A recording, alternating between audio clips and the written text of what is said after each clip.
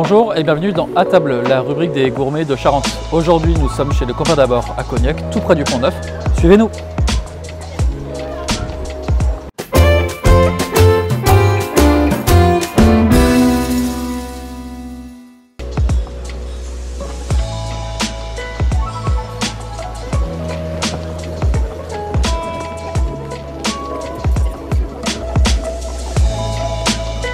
Bonjour Jean-Emmanuel. Bonjour. On est ici chez vous dans votre restaurant qui a été monté l'année dernière.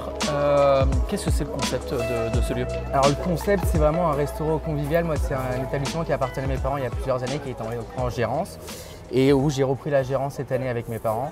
Le but, c'était vraiment de faire un lieu convivial, de partage et de bons moments. Alors l'avantage ici, c'est la terrasse. Est-ce qu'on peut dire, selon vous, que c'est une des plus belles de Cognac? Je dirais pas la plus belle, c'est vrai qu'on a un super emplacement. On est dans un quartier très sympa à Saint-Jacques, qui est un peu excentré du centre-ville, mais on se sent un peu comme à la campagne. Et le but, c'était vraiment d'avoir un endroit un peu isolé et avec une terrasse, un environnement qui dépayse de Cognac. Alors il y a la terrasse en été qui effectivement a ce côté des paysans, mais il y a aussi, il ne faut pas l'oublier, vous êtes aussi ouvert toute l'année avec une salle. Tout à fait, on a vraiment une pièce intérieure qui se ferme avec des bâches, qui est chauffée, etc. Et on a vraiment une déco atypique pour l'hiver, on change vraiment le cadre, la décoration, tout ça. Et on passe vraiment en chalet de montagne, donc là on a une carte qui change, on a la carte d'hiver, où on rentre vraiment dans les plats d'hiver, des fondus, des raclettes, des tartiflettes, des camemberts rôtis, pour vraiment encore sortir du cadre de Cognac et se sentir un peu comme à la montagne. Comment ça se passe pour vous cette saison 2025? Eh bien écoutez, on est assez content. On n'a pas vraiment de base parce que c'est vrai que l'été dernier, on n'a pas eu une super saison en termes de temps. On n'a eu que 4 à 5 semaines de beau temps. Donc là, c'est vraiment notre année un peu test pour voir un peu se fixer des objectifs pour les saisons prochaines. On a quand même le temps qui est vraiment au rendez-vous. On a pu ouvrir cet été, juillet-août, 7 jours sur 7.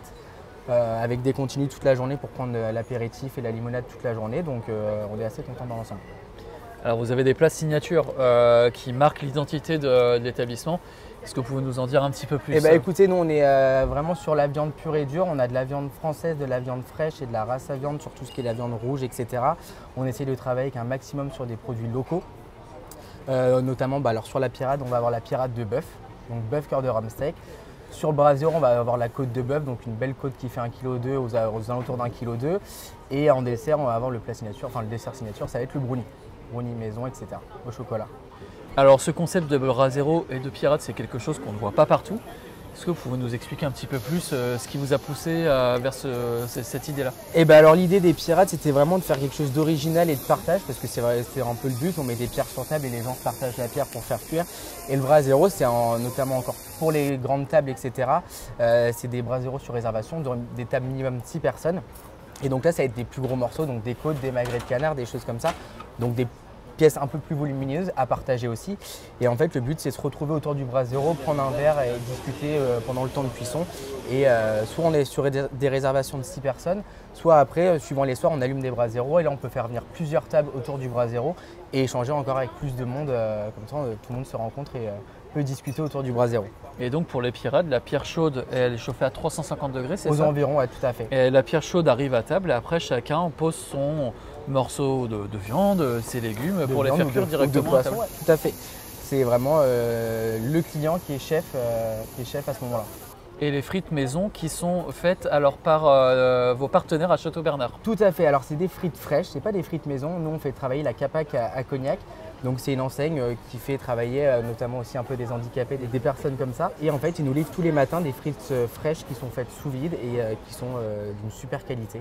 Et donc nous, on a juste à faire les deux cuissons, la pré-cuisson et la cuisson, et on a des super frites. Merci. Merci à vous.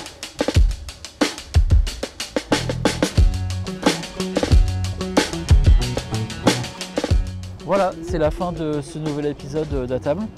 Nous allons profiter de cette belle terrasse en bord de Charente. On vous donne rendez-vous pour un prochain épisode d'À table et à bientôt.